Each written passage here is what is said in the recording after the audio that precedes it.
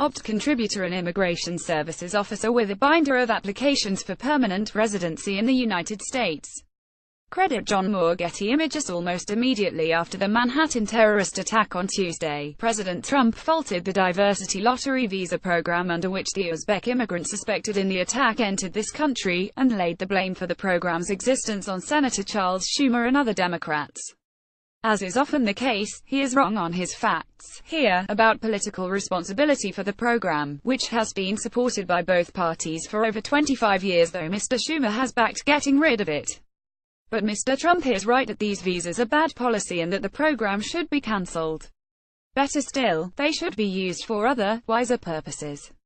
First, the facts. Of the roughly 1 million permanent resident visas, commonly known as green cards, issued each year, 50,000 are awarded through a lottery process with few preconditions other than that applicants come from countries with little immigration to the United States during the previous 5 years. Congress made this program permanent in 1990 after several years of experimentation. Senator Edward Kennedy of Massachusetts and Representative Bruce Morrison of Connecticut, both Democrats, invoked a diversity rationale in noting that the program would help the many Irish in the United States who had overstayed their temporary visas. Despite the numerous people of Irish background already in the country from earlier waves of migration, Ireland was an eligible country under the program because, at the time, its economy was doing well and few people were emigrating. So much for actual diversity. Today, lottery winners with little education, job skills, English fluency and work experience can hit the jackpot and promptly come a stay here permanently, while millions of American citizens and legal residents must wait years for their family members to be allowed to join them, dividing families and motivating illegal immigration. Even citizens must now wait for sometimes 20 years for their unmarried children to get a visa. The same challenge faces would-be immigrants who have skills needed here but can't qualify for an employer-sponsored visa. Even the State Department, which runs the lottery program, acknowledges that it is rife with fraud. If you find this lottery a weird way to allocate 5% of our 1 million precious green cards, you are right. It makes no sense for the United States to randomly distribute these visas on the fictitious argument that the most diverse advanced nation in the world needs more diversity in its immigrant population. None of the few other countries that routinely admit immigrants uses a lottery.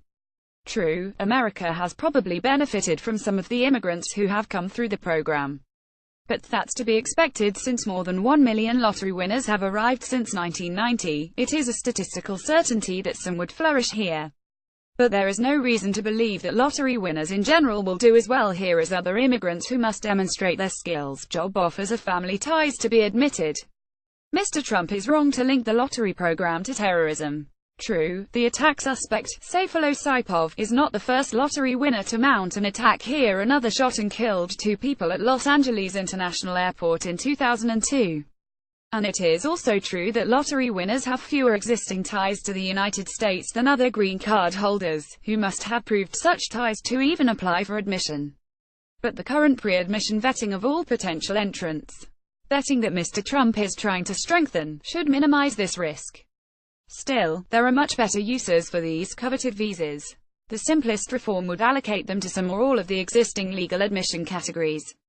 Another approach, already proposed by some in Congress, would move to a Canadian-type point system, which allocates visas competitively based on various criteria such as existing ties to the country, English fluency, formal education and job skills.